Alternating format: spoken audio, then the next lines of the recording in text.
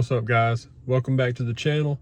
I got a different video today. I'm gonna go through some hidden features and cool little tricks on this car that you might not have ever seen on the Dodge Challenger before. So stay tuned as I go through all of them. Like I said, you might not have ever seen these on a Challenger, or especially an RT at that. So I'm gonna go through these things and you let me know in the comments if you knew that the car had these things or if you didn't. Get a little warm start.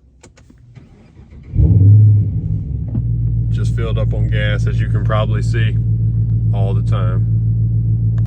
So the first little hidden thing is gonna be right here. Performance control. Let's hit that.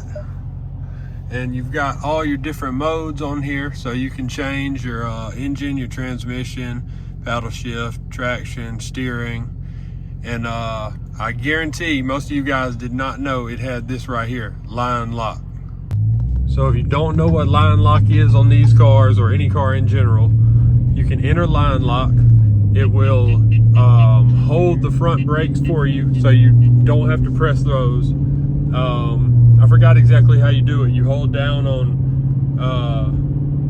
the gas and the brake, or you hold the paddles or something. It'll hold the front brakes. You don't have to actively hold the brakes to do a burnout. It'll hold them for you, and you can just smash the gas. It'll hold you in place, and it'll just sit there and roast the tires anytime you want to do it.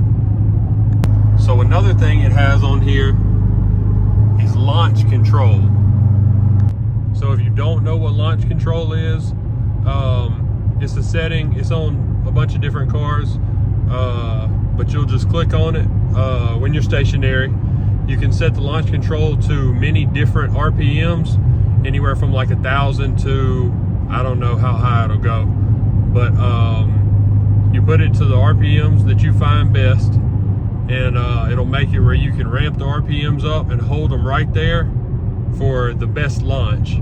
I've only tried it a time or two on this car. I don't mess around with it too much, but it is a feature that I thought was really cool, and that you don't see on too many cars, especially an RT. So after you're on this screen, you can also come up here and hit performance pages. They usually take a second to load, but when they load up, I'll show you what all it's got. Okay, so this is the home page of the performance pages. It'll tell you how much power you're making at the throttle applied right now. It tells the gear. So I'm in 8th gear right now, just cruising down the road. So also on here, you can come to timers, and it'll measure all these timers for you going, and it'll do stopping on there. So I don't use these times too often. I've never actually went through here and did them all, so whatever it's displaying is probably not accurate, but it'll measure all these for you, which is really cool inside the car. You can come here, get all your temperatures, your oil pressure, battery voltage, everything on the screen. You can go G-forces. When you smash the gas, it'll tell you how much G-forces you're generating. Come down here to engine. It's got all this, your oil pressure.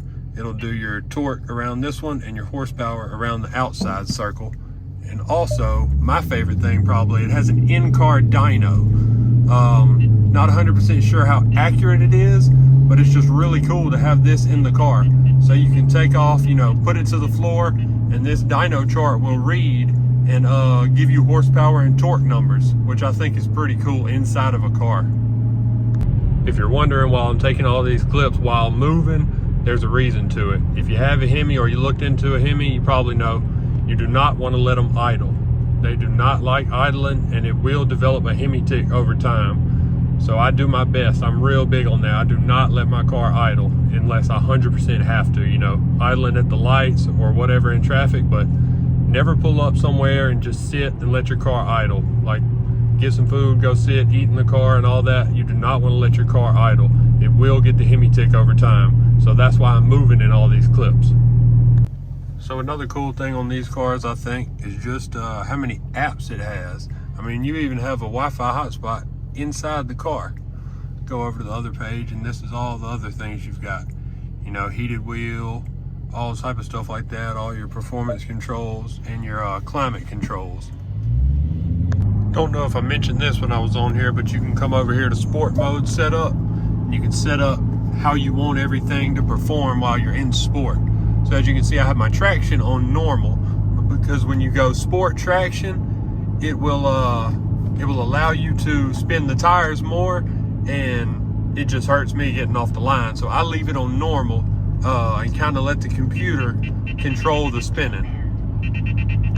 So you also have your default mode set up on here. So this is just your normal driving when you just hop in the car and it's not in sport.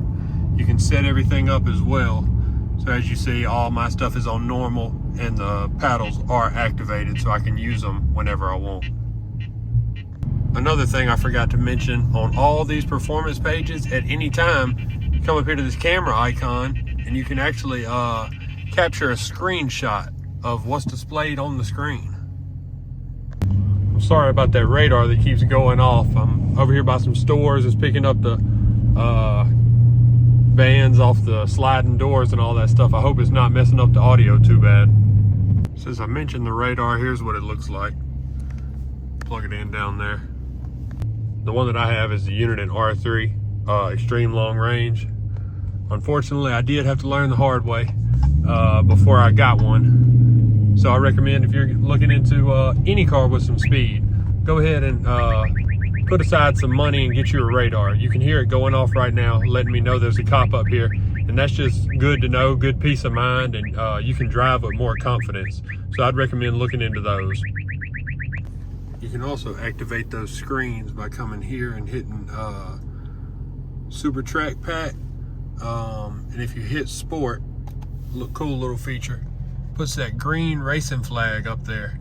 If you drive a Dodge, you know, if you're looking into one, that's what sport mode looks like. I think it's pretty cool. If you hit the Super Track Pack, it'll bring all this stuff up that I showed you before. So you can access it by pressing this button or just by coming on the screen and selecting it. Here's what line lock looks like. Obviously, I'm in traffic right now, so we're not gonna do that. But you just come here, you activate it, it'll tell you on the screen what to do, and then you just smoke the tires. Here's what your launch control is gonna look like. So you'll bring this thing up, and that'll control your RPMs.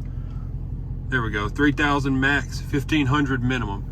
The blue is what's supposed to be good. You can launch the car just like this, and it'll hold those RPMs for you and make for a good takeoff. I'm not sure how common line lock is on cars, but I think it's really cool on this car. Just to go into that, be able to go into that, it'll hold the front brakes and you can just smoke the tires without having to worry, you know, about holding the car in place or swerving or anything like that. You can just light them up as you please. This isn't a hidden feature or anything, but one of my favorite features on this car, if not my favorite, is this sunroof right here. It's a game changer. I told myself whatever car I got next, it would have a sunroof in it, and I'm glad I stuck to it and got this sunroof. When you don't feel like letting the windows down, you can pop the sunroof, get some fresh air or whatever, but really hear that exhaust. That's the best part of it. You can hear that exhaust without having to hear that wind noise and all that flapping as if you put the windows down. Another feature I like about this car that I found it different from others, and even different than other Dodge products, is everything in this car is faced towards the driver. So it's meant to be a more driver's oriented car. I'll flip the camera and show you. I'm not sure if you can tell on camera, but what I mean is all this right here in the screen is at an angle. So it's coming more towards the driver as opposed to sitting over here. I'm not sure how good you can tell, but like I said, they don't do this in other Dodge products. As far as I know, Challenger is the only one. You know, they stuck true to their roots with the Challenger, and they wanted to make it a more driver's car with some of these features and angling everything towards the driver.